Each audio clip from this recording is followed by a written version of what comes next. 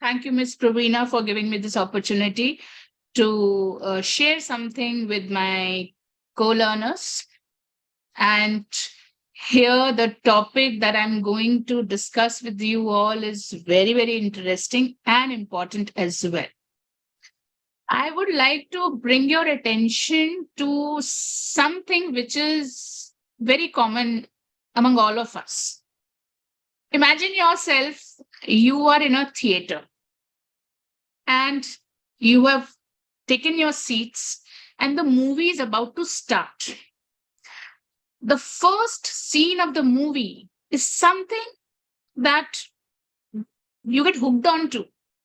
It can be a comedy thing, it can be something emotional, something really very bombastic, anything. And what is your reaction? You stop talking. Your attention is towards what's happening. You may laugh, you may have some kind of any kind of emotion. This is the magic of movies. And I just took that into my classroom.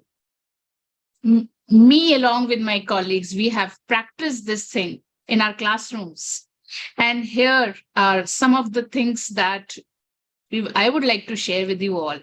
Like how to have those movie magic moments in our classroom, because our children are also audience. This 8 to 9 periods, children have to study, one teacher coming, one teacher going. So how do you bring that magic element and bring the attention of the children? So the secret lies in how you introduce a topic, how you enter the classroom, and how you bring that dramatic element while teaching that topic.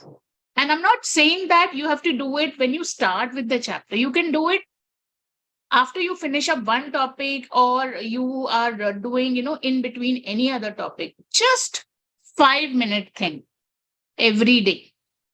At least we can try, like as many times as possible, so that it becomes easy for you, for the learner, and for the class as whole. So what do we see?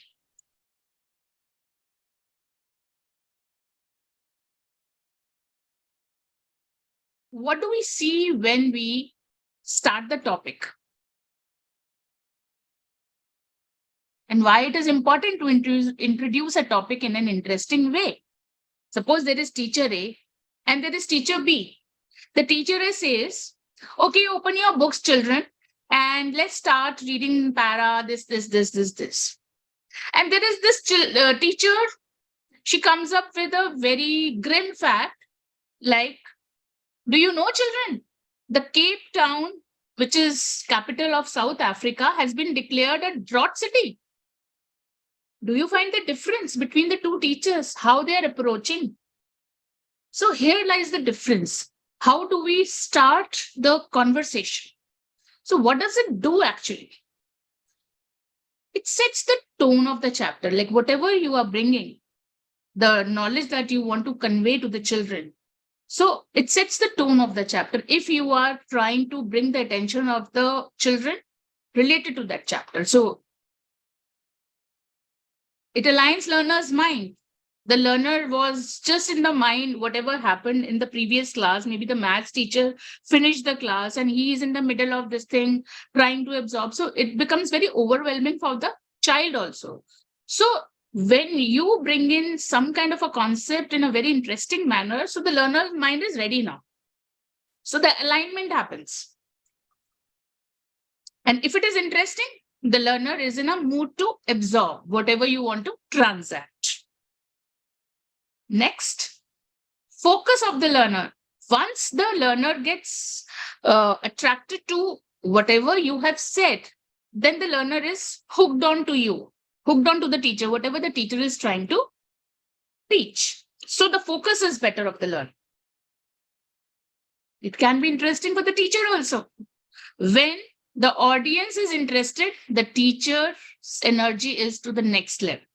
So this, I think, every teacher would agree with. So the teacher's enthusiasm to teach the topic will be entirely on a next level. I hope you all agree with this. So now this is going to be somewhere interactive. If you would want to uh, say answers to whatever questions I'm posing, you can say. Otherwise, I'll be showing something to you. I hope you will relate to this. So we go on with the first method. So the teacher comes, maybe, she shows the picture. She can bring any magazine, she can show the picture. Okay, now before we start with this, I would like to say to all my audience that I'm a science teacher. So all my examples, all my topics will be related to science. But then these are the strategies that can be applicable for any subject. If I'm saying show the picture, you can show the picture in English, maths, SST, Hindi. Secondly, it's not necessary that for every chapter you have to show the picture. If you think that it has a beautiful picture, you can start with a picture. Maybe a textbook picture, or maybe a picture which excites you. So if it will excite you, it will excite the children as well. So suppose I'm showing you the picture. Now you will ask the question. You will pose the question to the children. Children, what do you see in this picture? Don't you think the children will get excited? At the back, children are talking, discussing, and moment they see the picture, they'll say, oh, this happens to me also. Maybe they will able to relate to that picture. Maybe they may say answers which are not well beyond within the boundary of the topic that you are teaching. At least they are attentive. You can navigate their inputs, accordingly. Be a facilitator. You can say, okay, what if, like, you can give some prompts so that you bring in to whatever concept that you are trying to teach. Now that you have shown, so you have brought children to the very focus that you want to teach the topic. Suppose shadows. Now you can give more examples. Suppose now this can happen across all grades. This can happen from primary to middle to senior to secondary, all. Now, based on that, you can, ask questions. Like for senior children, you can ask, what are the variations that are possible which will make the shadows different? Maybe the light intensity, maybe if the shadows are colored, or for the smaller children, the shape of the shadow, where all you have seen. Have you seen your shadow? Or maybe for other children, for other grades, you can say that, have you seen shadows of different objects? So they will, try to go back into their memory and then, come up with all sorts of answers. Some will say, yeah, shadow is just like us. Most of them will say shadow will be black. Most of them, others can say that I see my eyes or this thing. Then you can again, probe into that thing. Do you really see eyes? Do you really see all the detailings?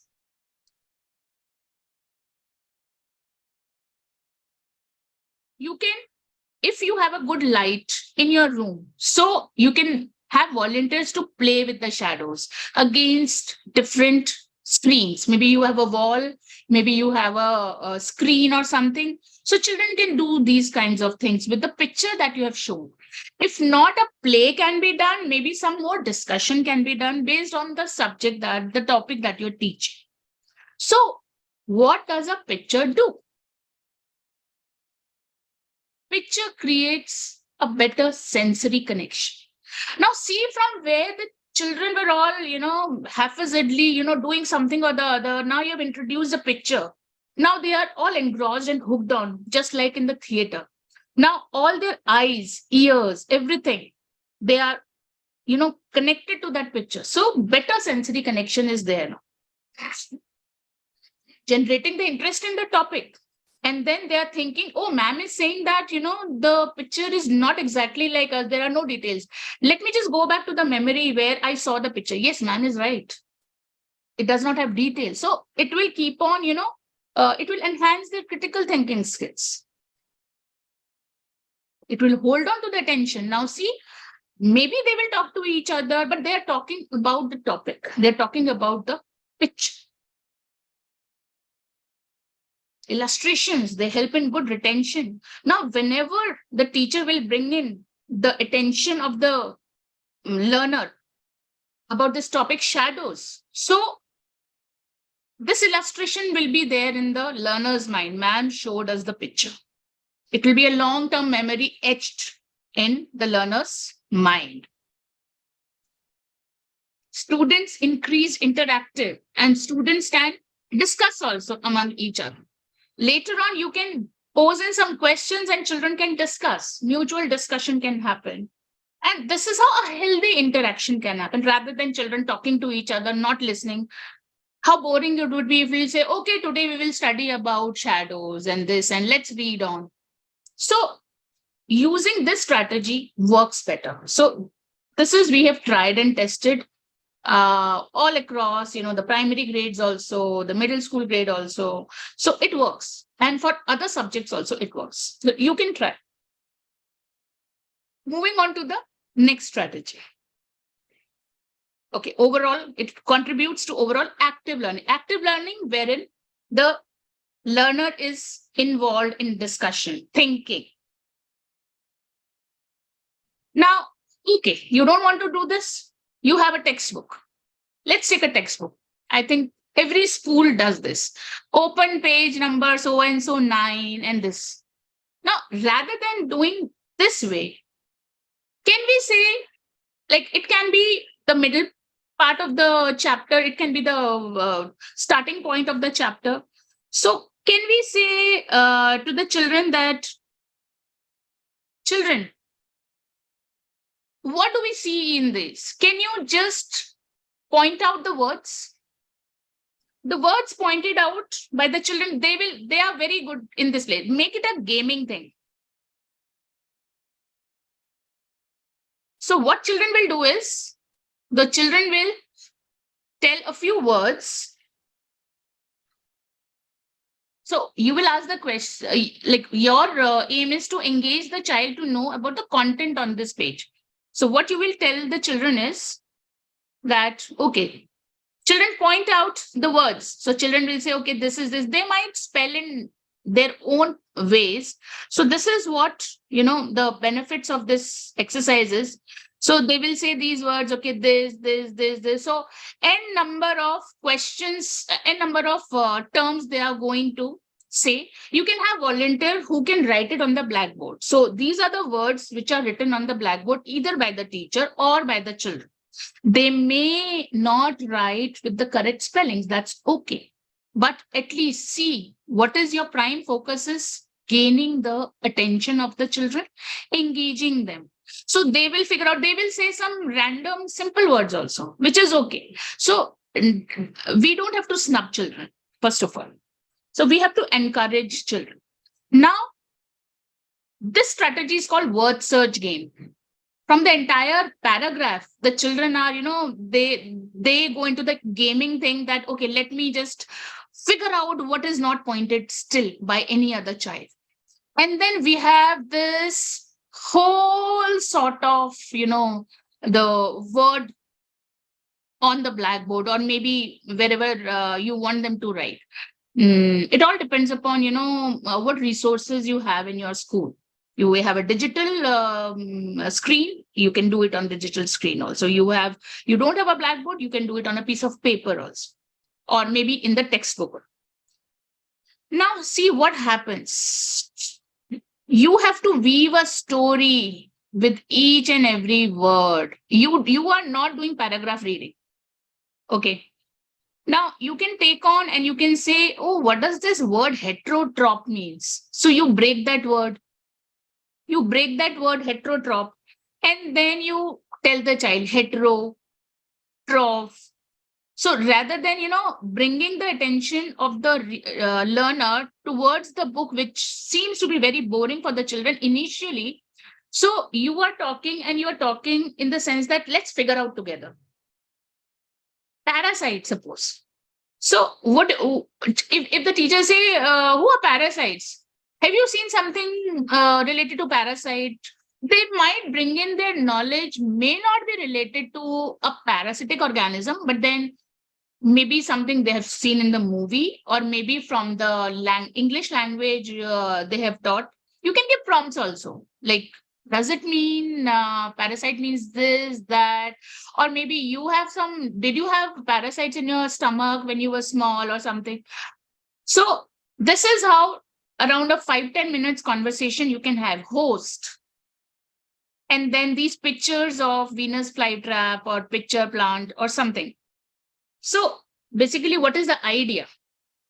Idea behind this word search game is that children, whatever knowledge they have, they will associate the previous knowledge with that word. Maybe they have read it somewhere, some of them. So they will recall that knowledge again. What else?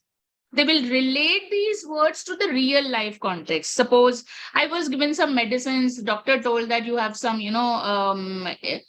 some infection, some parasite. So, कीड़े मारने की दवा दी है पापा doctor ने, something. So it can be related to that. Some other words, insectivorous, or maybe host. Who are host? Who welcome the guest? They are host.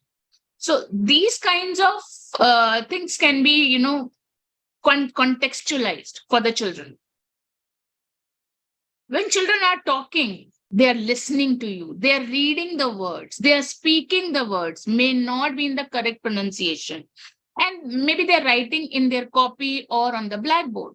All areas of communication are being enhanced by this activity. So teacher might, fear that, oh, I have not read the page. So need not fear about that, because your basic aim was to make children understand, bring in that interesting element because reading the chapter will only take 5 to 7 minutes. You can do it anytime. But then once the child has, seem to be interested in the topic, you can even give reading thing for home also, a homework for reading.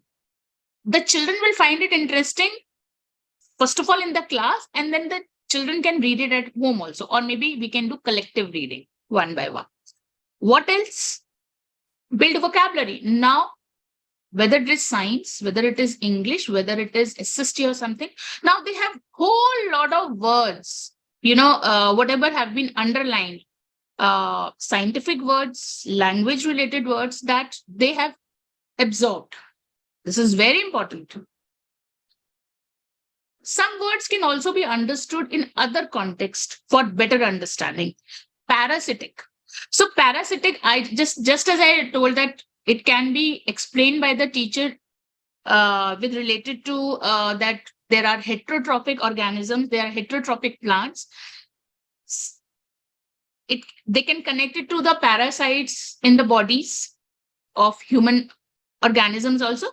So because the child will be having this kind of knowledge, so we can connect that, and this brings in a wholesome experience for the child, and the child can understand these things better.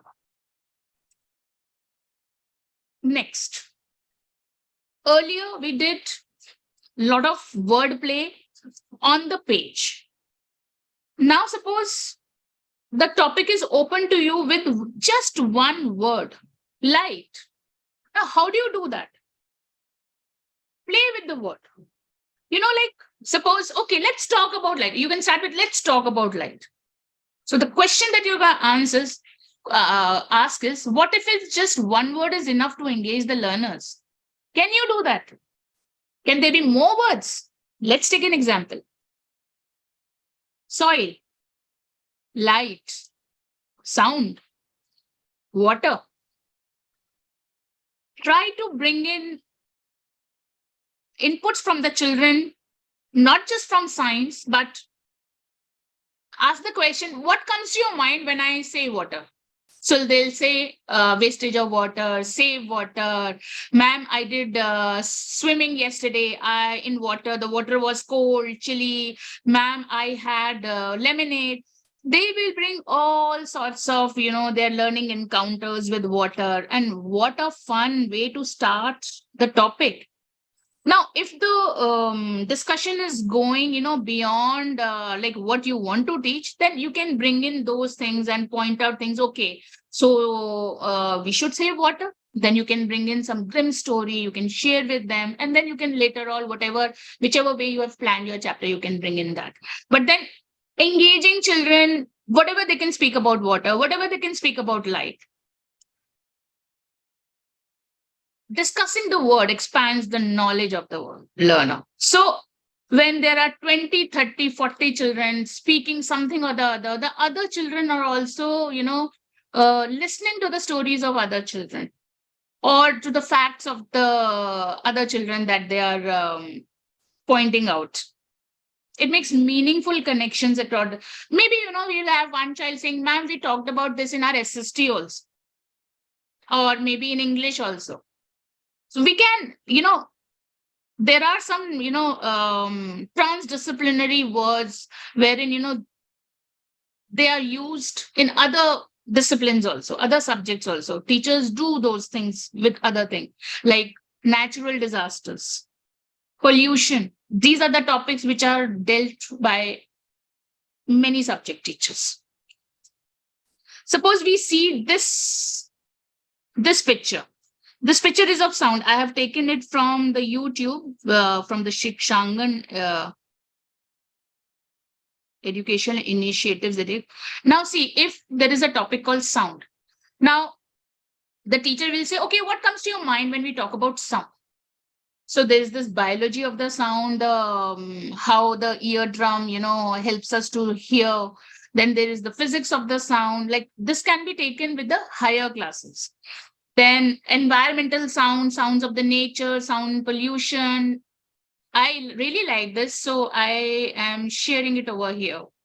So musical sounds, all these things. So you can have, children speaking about these things in a very interesting way. Gives comprehensive 360-degree knowledge about that word. Can you see that with a single word, you don't even have to go through reading of the chapter and then how it is the children are gaining knowledge about that word. Develops curiosity to learn more. Enhances creative and critical thinking skills. Once we have introduced the word, the child is free to, think about that word in all possible angles. So the child is creatively imagining about, the sound, whatever he has experienced in his day-to-day life.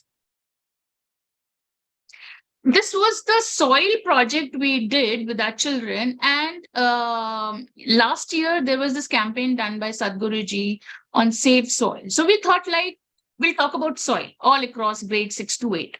So we did a 2-day discussion on soil from the 360-degree perspective. Like, do you like to play with soil? What all things you have done in soil? Did you make a mud house in the soil? Then we talked about, can we, draw and paint using, the soil? We had prepared the entire project on the soil all across 6 to 8. So children did the soil art also. We enrolled science teachers to plan activities like how soil percolation is detected, absorption rate of different samples of soil. SST teachers, they planned an activity like children can, make a desert showing the soil profile, the bedrock, the parent, and then they can eat also. So one child, as you can see over here, the child has made a soil art. So they had filtered, sieved the soil into fine powder, used the water, and then paint it using different soil colors. Number 5, ask a question. You don't need anything. What do you need? Just ask a question before you start with the chapter. Suppose one thing more, before you use these as engagement strategies, do think that where do you need these engagement strategies? And maybe you may need it 2 or 3 also. Like you start the chapter with the question, then you show the picture. something like you can use 2-3 strategies. So here I'm only using limited strategies. This is part 1 of my workshop. We can have part 2 also, wherein we may require some technology and maybe some teaching aids also to make it more interesting. So coming back to asking a question, your question can be problem based. Sorry to interrupt you, Ms. Prerna. It's like 11:26 and we have questions lined up.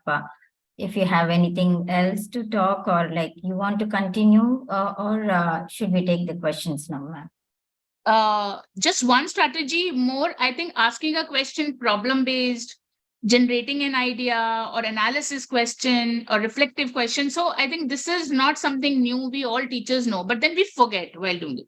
So coming on to the last part that I want to say is storytelling.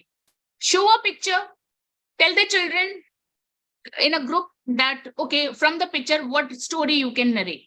So by story, and that story should be based on the topic that you are teaching. Suppose this is the story that is based on, suppose, shadow.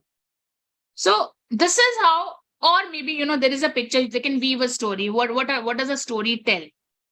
So this is how basically these are some engagement strategy wherein, just starting a topic, maybe the new chapter or maybe between the chapter, you can engage children, very actively, and then you can see very good results. Children can be learners for life when they do like this. So these are my 5 strategies for you: picture-based, word search, word play, ask a question, tell a story. Yes. So thank you, Ms. Prerna. That's a very informative session. We have a couple of questions lined up here. Most of the questions you have already answered in your explanation. It is related to that. So the first question I would like to put it is, what is the best classroom setup to encourage the students to engage in the activity? The best classroom setup is how you can engage the whole class, and that is in the hands of the teacher. The teacher has to be the star over there, the Shah Rukh Khan of the class. That can set the tone of the class for the children. The children are in different mindsets. They want a break.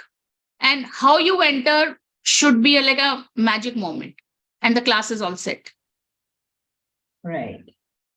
So the second one is, what strategy is more effective method for teaching? Among all 5, if you are asking for teaching, my today's topic is based on how to introduce a topic. So if I have to tell you the answer from here, I think if the teacher is not having anything and if it's a very regular day for the teacher, I think start with ask a question. Ask a bombastic question, ask a grim question, ask a comic question, something. Or maybe the wordplay. Maybe you are not ready with the story. At least we can do this. Maybe you don't have a picture in the chapter. Ask a question. We can start with this. Right. So what is the role of a teacher in motivating students, ma'am?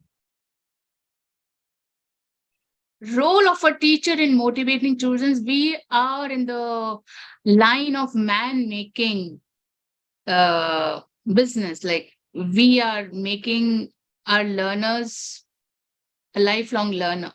So every class, every year, whatever we are doing with the children, there should be a needle, moving improvement in the child. And if every teacher does it, those learning outcomes should be visible. We are not there for the children to say that this is the syllabus and just, vomit it out in the exam. This approach is not healthy. We are not there. They will do these eventually, create interest in the child, how to learn, why to learn, what to learn he will do. Right. So you spoke about the questioning strategies. We have 2 questions related to that. You have already answered, but I would like to read them to you. How do we use questioning strategies to engage students? Okay.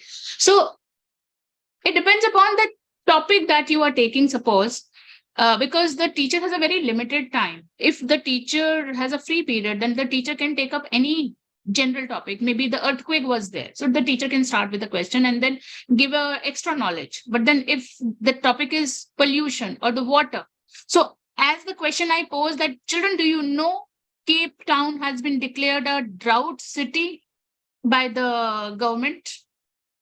So this question will really, raise their antennas. Like any, in this year, like if one country, one city has been declared as drought city, then what I can ask next question: what all things must have been banned in that city?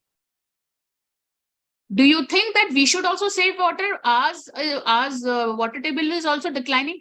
So the children, they have already, got the the degree of seriousness. The question has to be right. Yeah, it Engage. includes the curiosity of the learner also to investigate and probe more into the question, right? So that they can learn. Right.